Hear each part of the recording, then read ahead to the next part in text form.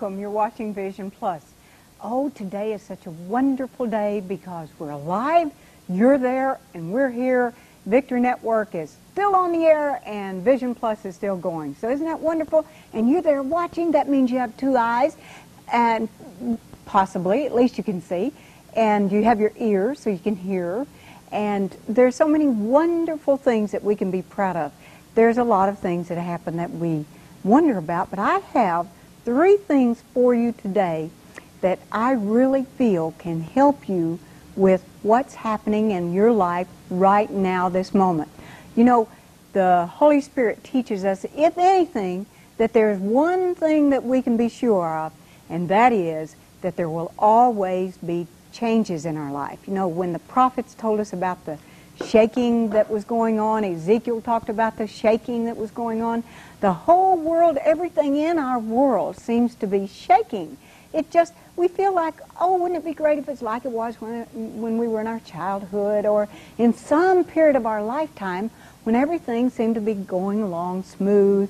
There was food in the house and money to pay the bills, and if you're married, your husband came in on time and your children acted, they even stayed clean until time to go to church. If you were going to church, everything seemed to go along good. All at once, everything happens and it falls apart, and you think, oh, woe is me, what am I going to do? And you know what? There's something that the Lord teaches us we can do when everything happens that we can't control. There's most of the things that happen to us, we really cannot control those. Now, you think when you're born, there's a clean slate, and we have this little child with all of this untapped potential, with a sleeping giant inside of this baby that God has created in His image. When He stepped out into space and He said, I'm lonely, and then He wanted to create man, and He did, in His image, from the dust of the earth, and He breathed the breath of life in him. Then, what He gave to us is His gift to us. What we do with that life is our gift to Him. But you know who controls a lot of that, not the uncontrollable part? I mean, I cannot help it that I'm short little grandmother. But you know, wonderful things come in small packages. Diamonds do, babies do, and powerful things like dynamite do. Well, dynamite does do. I hope, my mother was an English teacher, so she always corrected me, and my brain is always thinking of those things, and I'm sure you do too. But I want you to just be blessed so much by these 3 things you're going to learn. And 4 people lately have mentioned to me about the life of Job. And as Vicki said something to me, I said, you're the 4th person that's mentioned Job to me just this week. But don't we all go through the Job experiences of our life? You know, Job was a man that he had 7,000 cattle. Oh, you just go name it. He had these marvelous children, 7 sons and 3 daughters, and most of the wealth. He was respected. People came to him for advice. And then he and God and Satan had a little conversation. Satan said that he was just looking around to see what's going on in the world, and God said, wait, did you notice my man Job? And he said, yeah, if you didn't have your hands on him, protecting him, he would be just splattered against the wall. I'm a little paraphrasing here. And God said, well, I tell you what, you just try, test him. And so Job went through some testing. Took the same day, hey, when my daughter got killed, and they told us things about our other daughter and our son, and the bankruptcy, and a lot of things that happened. Now, all happened in 1 year, in a few months, in a short period of time.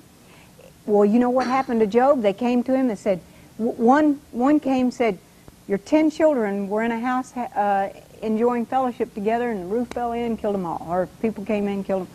And then another servant came in from the fields and said that all of their cattle and their sheep and all of their wealth was gone in a moment's time of the cattle. Someone else came in, another servant, each one of them said, I'm the only one that escaped to tell you this. And then he was still praising the Lord, and Satan came again. And he said, yeah, God, you got him healthy. Why, of course you'd expect everything wonderful to have a good attitude. You're healthy. I mean, so what if he doesn't have any things, you know, those things we like to have, food, shelter, and clothing? He said, but you got him healthy. So God said, okay, you can't take his life, but go ahead and do that. So he had boils all over his body. You had one? Shoot, I think I've got a challenge when I have a mosquito bite. One of my friends just recently told me, in fact this morning, that he almost died a couple weeks ago in the last 10 days because he got a bee sting, and he's allergic to bees, and if it hadn't been that his daughter was there, got a neighbor to get him to the emergency room, saved his life. So we can have just a bee sting, and if we're allergic to bees, take our life in a moment's time. And another friend of mine, she had an accident, well, acquaintance is my son's friend, had an accident last week going to work 6:45 in the morning, flipped her car 3 times and broke her back. 3,000 miles away. I'm glad Chuck told me how far Portland, Oregon was from Huntsville. But anyway, her mother had a car accident, broke her mother's back. So they can't even console each other, as Vicki is saying. But we have to sometimes do like David did and, you know, put our hands up and pat ourselves on the back and encourage ourselves when everything's falling apart. Well, when Job got all those boils on him from head to toe, even his wife came to him and said, curse God and die. His 3 friends spent 7 days they sat there with him. 7 days! And they sat there, and then they started in on him. Well, if you were not doing something wrong, this wouldn't be happening to you. Do your friends come to you sometimes and say, insinuating or be blunt and say, if you were really a Christian this way, I thought you were a Christian. Christians don't have all these happen to. What's happening to your God's not protecting you? You know, they're on to you, but Satan came to kill, steal, and destroy. He's going to destroy not only the things, if we're going through the trial and the testing, but our body. How much more it is for Satan to attack our body, because, you know, you can go to welfare probably and or go down to Mission and get something to eat. But when he attacks your body, you don't even feel like going down to welfare and get something to eat. You feel so bad that you are truly, the time that you could be blessing other people has been stolen from you, because your body, when your body's attacked, then you don't feel like doing anything. To me, that's one of the worst ways that Satan can attack. When he takes your children away, you know, I really believe, as Vicki was saying that she'd heard on Paul Crouch TVN, that you wouldn't even remember your children if they didn't go to heaven when you die, because there's no tears in heaven. I don't doubt that. I believe that the ones you love, that if they don't come into the kingdom, somehow there will be no tears in heaven. So if that means amnesia about that child, then so be it. But however God has it, we just want ourselves to be there and be the blessing for other people to come. But to me, one of the worst ravages Satan can do is to attack our body and make us feel bad, because then we don't feel like doing anything for him. But as long as he can't take away your belief and love for God, because God looks on the intents of your heart, and that body God can heal, and you can be back helping him again. Well, the ASK are the 3 things. The A, the attitude that we have. Ask, and it shall be given to him. Seek, and ye shall find. Knock, and it shall be open to him, unto you. You know, Job, he went through all of that. And what happened? He stayed true. He said, even if I die, the last thing that Satan could take from him, I'll just be closer to God, and I will not turn against my God. So if he does take our lives, then as Paul says, to live is Christ, to die is gain. To live is Christ, to die is gain. Even if we die, that's just even better. So we just can't allow Satan to pull us down into the pits, into the doldrums, and have circumstances. Now that doesn't mean that environment and circumstances and heredity doesn't affect us. You know, if my mother and daddy were 6'5", I probably wouldn't be 5'2", 5'6" when I have my high heels on. But it would possibly mean I could be taller. But I go all the way down, like Phyllis Diller said, I just don't go all the way up. I mean, we have to live with who we are. No matter how much praying we do, we can't add 1 inch to our stature, can we? But if we stay true to God, because he's going to stay true to us, then as Job did until the end, you know what? The most exciting thing to me is it's something that happened to me years ago, and it happened to Job, and it's happened to you, I bet, because it's going to happen to you today, I can assure you. A long time ago, I was going around with a friend of mine, Lloyd Burgess, her husband was running for Congress, and I would follow her around, carry her coat, get her a Coke, whatever it took. And I was her little gopher for a while. And this woman came up to me. Now, she was the big wig because her husband's running for Congress. I'm just going around with her to be her companion. The woman said to me, "Bonnie, I've been praying for you." Tears came to my eyes. And I felt so incredibly wonderful. And all these last 15 years, when I really get down, I think about that woman way off in McGregor, Texas, that's praying for me. And you know what? I bet you have a grandmother or an aunt, or you have someone at Victory Network that's praying for you. And you know what healed Job? He was healed when he prayed for his friends. That is one of the most exciting things in the world that can happen to you or to me, is knowing that when we get out of ourselves, so what could happen to us? What could happen to us that hasn't happened to us already, or it hasn't happened to some of God's children? But we can be healed when we pray for our friends. It's a most exciting sentence, almost. They're all exciting. In the Bible, you know, we always think that God so loved the world, gave his only begotten Son, that whosoever shall believe in him shall not perish but have everlasting life. Of course, that's exciting, but some of that comes from the Word saying in Job 42:10, "And the Lord turned the captivity of Job when he prayed for his friends." So I want to ask you today that we can ask God, through our attitude about ourselves and our circumstances, our hereditary, what's happening to us, to heal our friends. Of course, we have to ask to heal ourselves. It says, love your neighbor as yourself. Well, you have to love ourselves first, or we wouldn't love our neighbor. Second greatest commandment, right behind love God first. And then it goes on down. I can't help but point this out. Excuse me, men. If you want to close, go in the other room for a couple seconds. That's all right. Lord blessed the latter end of Job more than the beginning. Now, instead of 7,000 sheep, he had 14,000. Instead of 3,000 camel, he had 6,000. And instead of 1,000 yoke of oxen, 500 yoke of oxen, and 1,000 she asses, he had 1,000 of each of those. But then he had 7 sons and 3 daughters. But wait till you hear this. This time, the daughters are named. And he called the name of the first Jemiah, and the name of the second Keziah, and the name of the third Keren-Happuch. Isn't that exciting? He gave names to the children. The girls, the daughters. He doesn't name the boys. Sorry about that, guys. In all the land there are no women found as fair as the daughters of Job. And their father gave them inheritance among their brethren. Listen to this.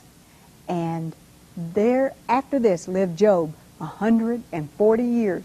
Just think, he says, that God will that he will repair the years, return the years the cankerworm has stolen. What's the word I'm trying to think of? And that means to me that, okay, he's going to return all that Satan has stolen from us 100-fold, double it all. And he saw his sons and his sons' sons, even 4 generations. Isn't that exciting? My grandchildren, my children's children, my children's children's children. But I want to show you how that's done. Now, if you will come with me, I want to show you something I think will make it help you to understand it. It's a very simple, as you know, I was a school teacher, and us school teachers love it when we can get up to a blackboard, this happens to be a green board, and show you something. Now, I had 23 hours of art in college, so you're going to help me remembering this is a perfect square. Use your visualization. Without a vision, the people perish. The name of this program is Vision Plus. You are going to count these and see how many squares that you can see, assuming these were perfectly square. As you would count, you would say, okay, 1, 2, 3, 4, 5, 6, 7, 8, 9, 10, 11, 12, 13, 14, 15, 16. First time you look at something, you say, okay, that has 16 squares, right? Look what happens when our circumstances change. We don't get to live in the house. We had to move out of the house into a smaller one, into a mobile home, out of that 4-bedroom, 3-bath house. But look at what happens. There are other ways to look at our circumstances. let's think of it. We see not 4 squares, but when you start looking at it, you see 4 more squares. So instead of 16 ways that we can do something, we add another 4 to those. So that's now 20 ways. But what happens if we continue to look at our situation? Say, oh, my husband lost his job, what am I going to do? Go to the mission and get my clothes. That gives me another way to handle my challenges. There's another square that we hadn't looked at. And we say, oh my goodness, what am I going to do? I've got a little plot of land, I could plant some late tomatoes. And we go and we see another way, 4 more ways. Look at this, and you'll see 4 more squares. There's 4 more ways to look at our challenge that we have. So there's other ways. Now, what could I do? Maybe I have something in my house I could sell to earn some money, and we think of a garage sale, and there are 4 more ways that we can look. And we see not 16 and not 20, but if we say these are perfectly square, there are 4 more squares that we can see in that. Oh my goodness, then of course we have these squares that you've seen, and you continue to go on and on. If you look at your circumstances, you will see so many different ways that you can handle what happens to you. And so it's not 16 ways, it's 30 ways, or 29, or 30, or who knows how many ways we can handle the challenges, because God created us in His image, and He can give us lots of different ways to looking at our situation. We have to turn things over to the Lord and say, Lord, I don't know what's going to happen. Here we're going up through life, and we get to a crossroads. Here's a crossroads in life. And as we're going through our crossroads, we can say, well, I can go commit suicide, and that's the way of a loser. Or we can say, what else could I do? You can start getting an objective for your life, and that's a winner. See, the Lord has a lot of ways that we can work out our life, because He gave us a reason for being. A reason for being. Our reason for being, our vision for our life, our reason for being. Why did God put us here on earth? It was for His good pleasure. If we're going to be for His good pleasure, what does He say? He says that there's all kinds of people in the world. We don't have to be like our neighbors. Then God has set some in the church. In the church are just the called out. That's not a building. That's not a certain place. That's not a denomination. That's not a name. You know that the church is the called out. It's the ecclesia. My dad had a 3rd grade education, but he studied Hebrew and Greek. And he taught me, because I used to help him make his charts. But he taught me. And you know what? You don't have to have a big education. I went to school 100 years, seemed like. Almost. After I had 3 children and married when I was 16, then I went back to high school, finished high school, went to college, got a college degree, went on and got 33 hours beyond that, taught management in college. That and $1.50 will get you a cup of coffee. It doesn't make any difference. If you got a 3rd grade education like my dad, you can study, because all the education we need is this. And it says, and God has set some in the church being called out, the ecclesia, the people all around the world. First apostles, that's the people that point the finger, you better do this and you better do that. And we need those people. First apostles, second prophets, and then, the prophets are that way. 3rd teachers, I'm a teacher sometimes. After that, miracles, then gifts of healing, helps. What's helps? The people that have mercy. You know those people, they are so good. My mother is so good at thinking. She can go in your house if you're sick. She'll have the clothes in the washer in a New York microminute. And I go and I sit around and talk and whine, and I can't think of anything to do. She'll have everything lined up. Vicki Tatum can go in somebody's kitchen like her daughter Bonnie, and she knows how to line up the kitchen and fix it all beautifully. Some people have that ability to do that. And then they have governments. That's administrators. You know those. That's another Vicki. There's a lot of people that they are administrators. They can go into a situation, their mind's creative. They figure out the long-range plans, the short-range plans, the tangible plans, the intangible plans. They can figure out ways to do. God gives them that ability. That doesn't mean we all have to be the same thing, the same. Wouldn't that be dumb if everybody in the world was red-headed and 5'2"? That would be the boringest people you ever saw. The losers are people who are always telling you what they're going to do. The road to Hades is going to be lined with people with good intentions. You've heard me say, this Chinese man that came here and he told us this, taught us this. A lovely thought was in my heart. I failed to set it free. From lack of exercise, it died and made its tomb in me. So many times we're going to do that. These are people who are losers. They have good intention. That doesn't mean they're not going to heaven. That just may not have as many stars in their crown. And the winners are people who say, now how can I handle this situation? Now, and they get an idea in mind. Okay, what I'll do is I'll have a garage sale and raise some money. I will go to work and get a job myself if my husband has some kind of disease, or my wife needs some extra help, or the mate has died or left. Divorce is running rampant. And we can't help it always what happens to us. Does that mean that there will be no fog from this crossroads where you are today to becoming this winner? No, there will be fog. You'll have to get in the Word and learn ways to do that says, I can do all things through Christ who gives me strength. And where it says, have the faith in God, Mark 11:22, you've heard the verse many times. And I studied it where it says, since my dad had kind of taught me that way, it always came to my mind, have God's faith. Borrow the kind of faith God would have. Woo! Isn't that heavy? I love it. I love it. And then it says, even this mountain shall be dissipated and cast into the sea. Hey, doesn't say there's no mountains. There's mountains. There's fog between where you are now and where you want to go. What happens when you set your heart on Jesus and you say, okay, God, I'm turning this problem over to you. My child on drugs, my not having enough money, my husband going out, my wife going out, my wife, I know a preacher there at Riverbend near Gunnersville. His wife, a preacher, handsome young man, good grief. I'd love to have him for one of my daughters.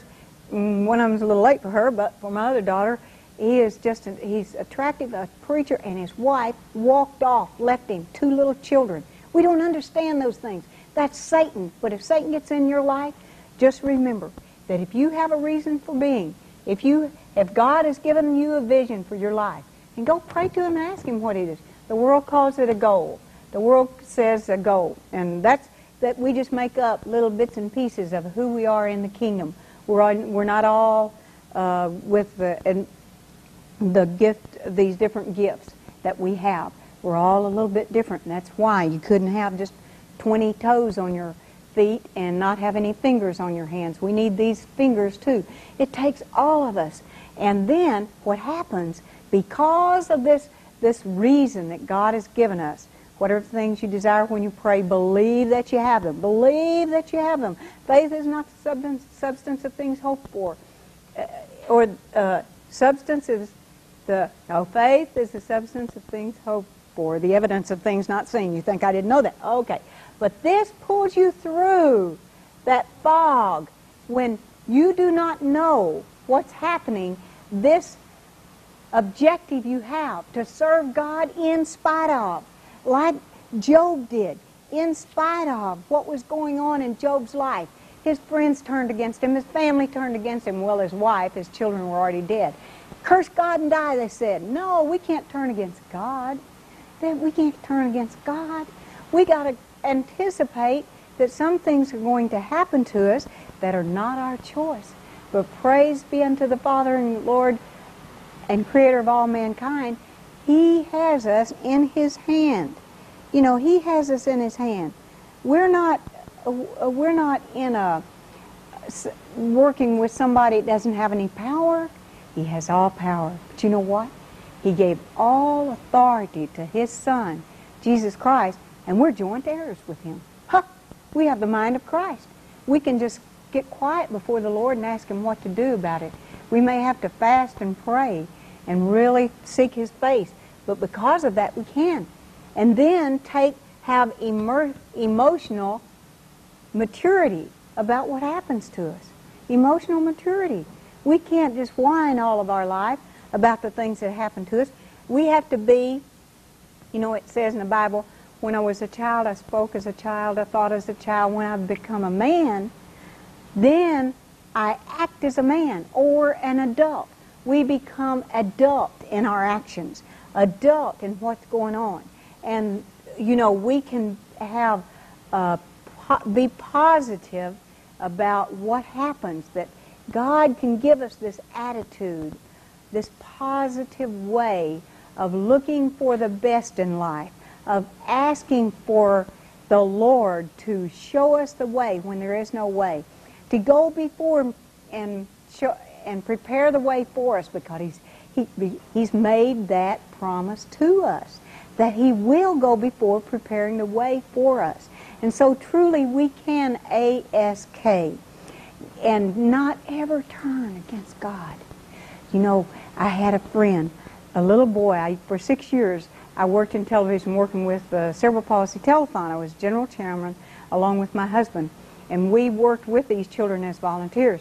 And one little boy who sang beautifully had been locked in a room because his parents didn't understand cerebral palsy. He learned by listening to the radio how to sing some of the Elvis songs, Blue Suede Shoes, whatever. He got on television and he sang beautifully. And as he was backing off stage, his feet and his crutches got all tangled up with those wires, and he sank to the floor, and the whole hush of the television audience said, "Oh, oh!" But he got back on his legs and got those crutches, and he got back up to that microphone, and he said, "Well, I never did have this happen to me before, but I've always been looking forward to it," which meant that he was so prepared to be on television, because that was a dream that God had put in his heart, that he, even though he knew there's a chance he might fall on his face, because so many people said, "You will fall on your face if you do that." But we say, so we're going to fall on our face, but God can put it inside of us to go forward anyway. And that's what God will do for you today.